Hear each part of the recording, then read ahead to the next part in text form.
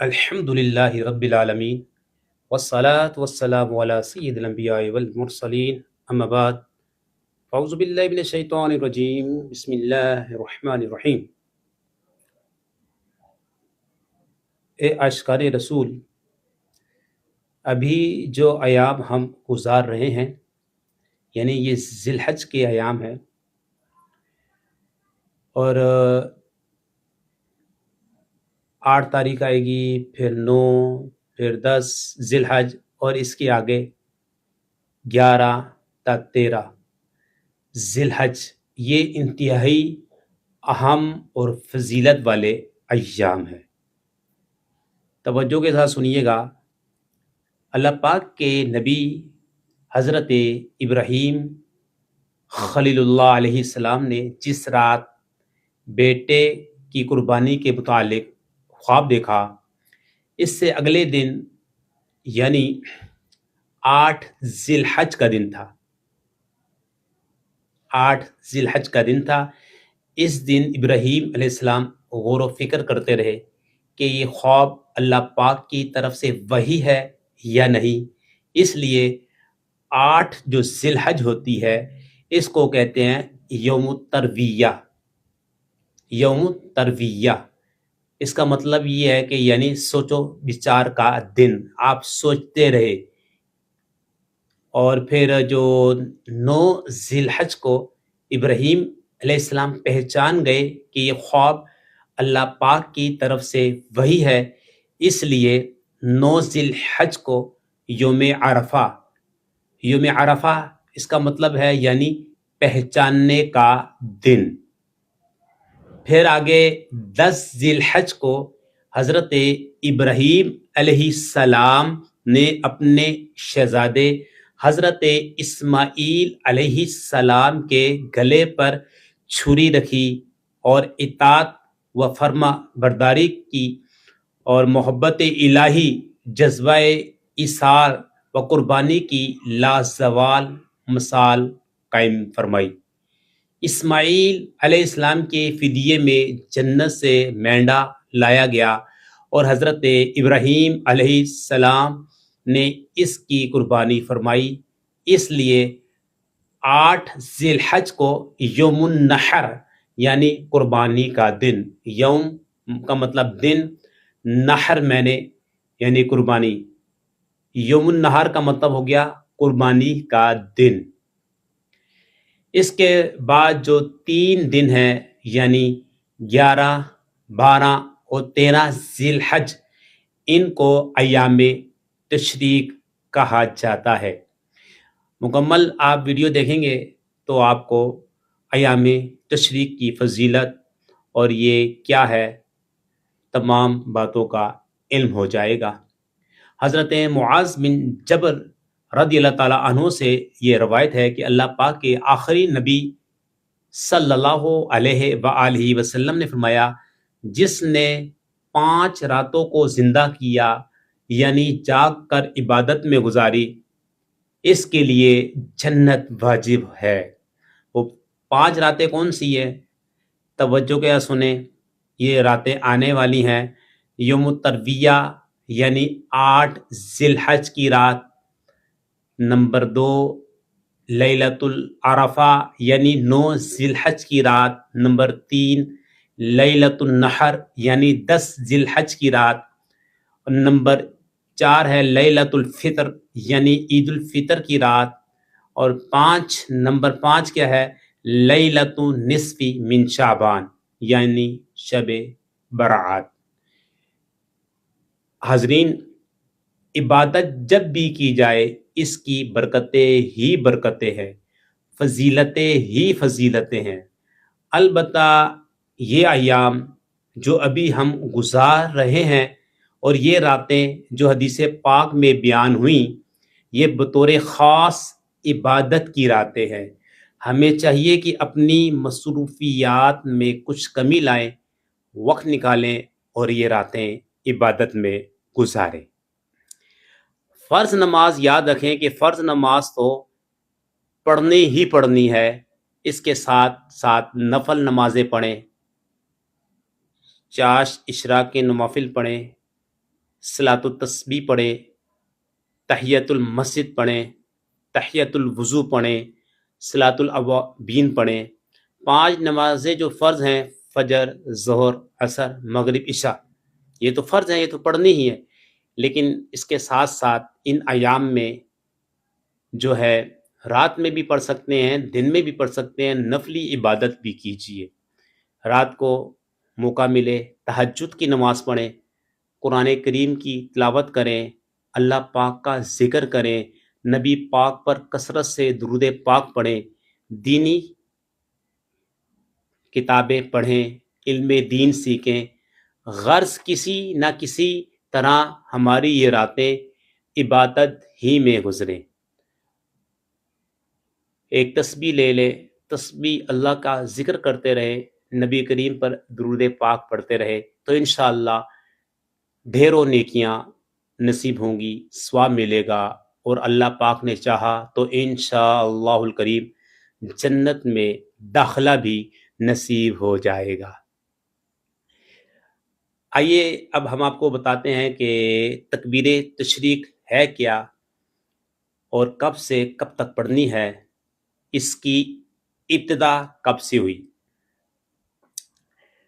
اللہ پاک قرآن کریم کے پارہ 2 سورہ بقرہ کی آیت نمبر 203 میں اللہ پاک ارشاد فرماتا ہے، بسم اللہ الرحمن الرحیم، وَاذْكُرُوا اللَّهَ فِي أَيَّامٍ مَّعْدُودَاتٍ، اور اللہ کی یاد کرو گنے ہوئے دنوں میں، اور اللہ کی یاد کرو گنے ہوئے دنوں میں۔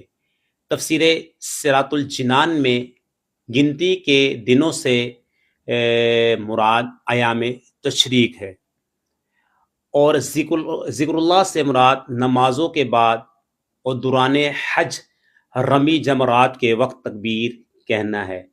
جو شیطانوں کو پتھر مارتے ہیں، کنکری مارتے ہیں، اس وقت تکبیر کہنا ہے۔ تکبیر تشریق کب سے کب تک پڑھنی ہے، توجہ کے ساتھ سنیں۔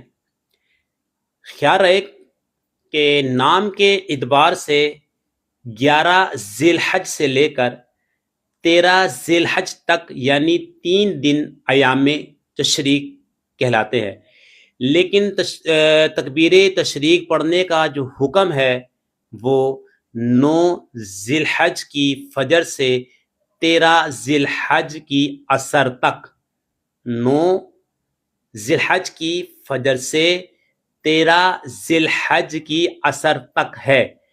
بہار شریعت میں ہے 9 ذی الحج کی فجر سے 13 ذی الحج کی عصر تک ہر فرض نماز جو جماعت کے ساتھ ادا کی گئی ہو، اس کے بعد ایک بار بلند آواز سے تکبیر کہنا واجب اور 3 مرتبہ کہنا افضل۔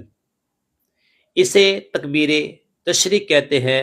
وہ تکبیر تشریق یہ ہے، اللہ اکبر، اللہ اکبر، لا الہ الا اللہ واللہ اکبر، اللہ اکبر وللہ الحمد۔ تکبیر تشریق سلام کے فوراً بعد پڑھنا واجب ہے، اور جو مسبوق ہے، نمازی کی ایک قسم مسبوق کسے بولتے ہیں؟ جو جماعت میں دیر سے شامل ہوا اور اس کی چند رکعتیں رہ گئی، اس کے لیے حکم یہ ہے، ایسے نمازی کو مسبوق کہتے ہیں۔ اس کے لیے حکم یہ ہے کہ وہ اپنی بقیہ رکعتیں پڑھ کر جب سلام پھیرے اس وقت تکبیر کہے، اور اس پر بھی تکبیر کہنا واجب ہے۔ تکبیر تشریق کیا ہے، یہ بھی توجہ کے ساتھ سننے والی بات ہے۔ مفسر قرآن حکیم الامت مفتی احمد یار خان نعیمی رحمۃ اللہ علیہ فرماتے ہیں، تکبیر تشریق حضرت ابراہیم علیہ السلام اور حضرت اسماعیل علیہ السلام اور حضرت جبریل علیہ السلام کے کلاموں کا مجموعہ ہے۔ وہ کس طرح ہوا، ہم آپ کو بتاتے ہیں کہ جس وقت حضرت ابراہیم علیہ السلام نے اسماعیل علیہ السلام کی قربانی کے لیے آپ کے گلے پر چھری رکھی، حضرت جبریل علیہ السلام کو اللہ پاک نے جنتی مینڈا لے کر حاضر ہونے کا حکم دیا۔ حضرت جبریل امین علیہ السلام نے مینڈا لاتے ہوئے بلندی ہی سے یوں پڑھا، اللہ اکبر اللہ اکبر۔ یہ الفاظ حضرت جبریل علیہ السلام کے ہیں، اللہ اکبر اللہ اکبر۔ اچھا، یہ آواز سن کر حضرت ابراہیم علیہ السلام نے نگاہ مبارک اٹھائی، دیکھا حضرت جبریل امین علیہ السلام جنتی مینڈا لیے حاضر ہو رہے ہیں۔ اس پر حضرت ابراہیم علیہ السلام نے پڑھا، لا الہ الا اللہ واللہ اکبر، لا الہ الا اللہ واللہ اکبر۔ پھر اللہ پاک کے حکم سے حضرت اسماعیل علیہ السلام کے ہاتھ پاؤں کھولے گئے اور انہیں قربانی قبول ہونے کی خوشخبری دی گئی تو حضرت اسماعیل علیہ السلام نے کہا، اللہ اکبر وللہ الحمد۔ اس وقت حضرت جبریل علیہ السلام نے جو کچھ پڑھا اور حضرت ابراہیم علیہ السلام نے جو کچھ پڑھا اور حضرت اسماعیل علیہ السلام نے جو کچھ پڑھا، ان کو آپس ملا دیا گیا۔ اسے تکبیر تشریق کہتے ہیں۔ اللہ اکبر، لا الہ الا اللہ واللہ اکبر، اللہ اکبر وللہ الحمد۔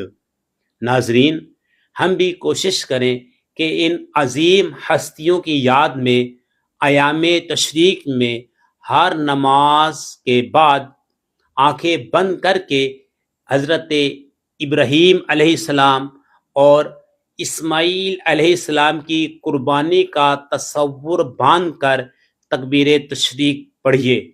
انشاءاللہ تکبیر پڑھنے کا لطف جو ہے وہ دوبالا ہو جائے گا۔ اللہ پاک ہمیں توفیق نصیب فرمائے۔ ایام تشریق ذکر اللہ کے ایام ہے۔ ناظرین، 10 ذی الحج یعنی عید الاضحیٰ کے پہلے دن سے لے کر 13 ذی الحج تک یعنی ان 4 دنوں کا روزہ رکھنا شرعاً منع ہے۔ اللہ پاک کے آخری نبی صلی اللہ علیہ وآلہ وسلم نے فرمایا، الا وان هذه الايام ایام اکل و شرب و ذکر اللہ، سن لو بے شک یہ دن کھانے پینے اور ذکر اللہ کرنے کے دن ہے۔ حکیم الامت مفتی احمد یار خان نعیمی رحمۃ اللہ علیہ اس حدیث پاک کی وضاحت میں فرماتے ہیں، مطلب یہ ہے کہ یہ دن بندوں کی مہمانی کے دن ہے، جن میں اللہ پاک میزبان اور بندہ مہمان ہوتا ہے۔ اس لیے ان دنوں میں روزہ رکھنا گویا اللہ پاک کی دعوت سے انکار کرنا ہے۔ لہٰذا ان دنوں میں کھاؤ پیو اور خوب اللہ پاک کا ذکر کرو۔ ذکر اللہ کا کوئی اختتامی وقت نہیں ہے بھائیو۔ علماء کرام فرماتے ہیں، حج اور قربانی مکمل ہونے کے بعد کے جو دن ہیں، ان دنوں میں اللہ پاک نے خصوصیت کے ساتھ ذکر اللہ کا حکم دیا۔ اس سے یہ سیکھنے کا موقع ملتا ہے کہ ہر عبادت کا ایک محدود وقت ہے۔ مثلا نماز تکبیر تحریمہ سے شروع ہوتی ہے اور سلام پر ختم ہوتی ہے۔ روزہ سحری سے شروع ہوتا ہے، افطار پر ختم ہو جاتا ہے۔ اسی طرح حج کے بھی مخصوص ایام ہیں، قربانی کے بھی مخصوص ایام ہیں۔ غرض ہر عبادت کا ایک محدود وقت ہے، مگر ذکر اللہ کا ذکر وہ عبادت ہے جس کا کوئی محدود وقت نہیں، یہ ساری زندگی کی عبادت ہے۔ یعنی بندہ یہ تو کہہ سکتا ہے میں نماز پڑھ چکا ہوں، لیکن یہ نہیں کہہ سکتا کہ میں ذکر اللہ سے فارغ ہو چکا ہوں۔ ذکر اللہ ساری زندگی کی عبادت ہے، اس کا اختتامی وقت موت ہی ہے۔ لہذا ہمیں چاہیے کہ ہم ہمیشہ اپنی زبان کو ذکر اللہ سے تر رکھیں، بالخصوص ایام تشریق میں تو کثرت سے ذکر کیا جائے کہ ان ایام میں ذکر اللہ کا خصوصی حکم دیا گیا ہے۔ اللہ پاک ہم سب کو کثرت کے ساتھ اٹھتے بیٹھتے ذکر اللہ کرنے کی توفیق عطا فرمائے۔ حضرت ابو موسیٰ اشعری رضی اللہ تعالی عنہ صحابی رسول ہے، آپ نے 10 ذی الحجہ کو یعنی 10 ذی الحجہ کو خطبہ دیتے ہوئے فرمایا، گنتی کے دن یعنی ایام تشریق جن دنوں میں اللہ پاک نے ذکر اللہ کا حکم دیا، یہ وہ مبارک دن ہے کہ ان میں دعا رد نہیں کی جاتی۔ لہٰذا ان ایام میں اللہ کی طرف اپنی جو رغبت ہے مزید بڑھا دیا کرو۔ سبحان اللہ۔ ایام تشریق دعاؤں کی قبولیت کے دن ہیں، ان دنوں میں خوب دعائیں کریں، اللہ پاک سے بخشش مانگیں، جنت مانگیں، مشکلات سے چھٹکارا مانگیں، مدینے کی بار بار باادب حاضری مانگیں، مدینے میں مرنے کی دعائیں مانگیں، دین کی بھلائیاں بھی مانگیں، دنیا کی بھلائیاں بھی مانگیں۔ حضرت اکرمہ رضی اللہ تعالیٰ عنہ فرماتے ہیں، ایام تشریق میں یہ دعا کرنا مستحب ہے۔ کون سی دعا ہے؟ جو اللہ پاک نے قرآن کریم میں ہمیں سکھائی ہے، ربنا آتنا فی الدنیا حسنہ وفی الآخرۃ حسنہ وقنا عذاب النار۔ ایام تشریق میں یہ دعا کثرت سے مانگے۔ اس کا ترجمہ یہ ہے، اے رب ہمیں دنیا میں بھلائی دے اور ہمیں آخرت میں بھلائی دے اور ہمیں عذاب دوزخ سے بچا۔ پارہ 2 سورہ بقرہ آیت نمبر 201 میں یہ دعا مذکور ہے۔ یہ جامع معنی دعا ہے، اسے آپ یاد کر لیں، اٹھتے بیٹھتے پڑھتے رہیں، ہر فرض نماز کے بعد پڑھیں۔ اس میں دنیا کی بھی بھلائیاں اور آخرت کی بھی بھلائیاں مانگی گئی ہے۔ تو یہ کچھ باتیں تھیں جو کہ ایام تشریق کے بارے میں تھی۔ تو ان دنوں میں کثرت کے ساتھ اللہ پاک کا ذکر کریں، درود پاک پڑھیں، قرآن کی تلاوت کریں، جائیں منڈی میں بھی جاتے ہیں جو جانور خریدنے کے لیے، لیکن سارا وقت منڈی میں نہ گزار دیں۔ اب جانور آ گیا، اب جانور کے آگے پیچھے سارا دن گزار دیا، نمازوں کو بھی چھوڑ دیتے ہیں۔ بھائیو، نماز فرض ہے، 5 وقت کی نماز فرض ہے۔ اللہ کا حکم ہے قربانی کا، اس کے لیے آپ جانور لائے ہیں۔ اللہ کا حکم ہے اقیموا الصلاۃ، نماز قائم کرو، نمازیں چھوڑی جا رہے ہیں۔ تو اللہ پاک آپ کی یہ قربانی کیسے قبول کرے گا جبکہ آپ فرض نمازوں سے غافل ہیں؟ فرض نماز تو چھوڑنی ہی نہیں ہے کہ اللہ کا حکم ہے، قربانی کا حکم ونحر اللہ کا ہے، حکم ہے قربانی کرو، نہر کرو، واقعی الصلاۃ نماز قائم کرو، دونوں حکم میرے رب کے ہیں۔ آپ قربانی کا جانور تو لے آئے، اب صبح شام اس کے پیچھے لگے ہوئے ہیں۔ بھائی ٹھیک ہے، چارہ دیں، اس کی خدمت کریں، منع نہیں ہے، لیکن جب نماز کا وقت ہو تو بھائی نماز کی طرف چلے جائیں، نماز فرض ہے۔ اور یہ ایام تشریق میں کثرت کے ساتھ آپ نے اللہ کا ذکر کرنا ہے، اور ابھی سے آپ نے اللہ کا ذکر شروع کر دیں، اللہ پاک کا کثرت کے ساتھ ذکر کریں۔ اللہ پاک ہمیں کثرت کے ساتھ ذکر اللہ، درود شریف، قرآن کریم کی تلاوت اور نوافل پڑھنے کی توفیق عطا فرمائے، گناہوں سے بچنے کی توفیق عطا فرمائے۔ اللہ پاک ان حج کے ایام میں ہمارے گناہوں کو معاف فرمائے۔ جو اللہ پاک کی راہ کے مسافر ہیں، جو حاجی ہیں، اللہ پاک ان کے صدقے میں ہمیں بھی ہر سال حج کی سعادت عطا فرمائے اور مکہ مدینے کی باادب حاضری نصیب فرمائے۔ جن کے والدین بیمار ہیں، اللہ پاک انہیں شفا عطا فرمائے۔ جن کے کاروبار میں رکاوٹیں ہیں، اللہ پاک ان رکاوٹوں کو دور فرمائے، کاروبار میں برکتیں عطا فرمائے، اور جو ہماری ویڈیو کو لائک کرے، کمنٹ دے اور شیئر کرے، اے اللہ پاک انہیں ہر سال حج بیت اللہ کی سعادت نصیب فرما۔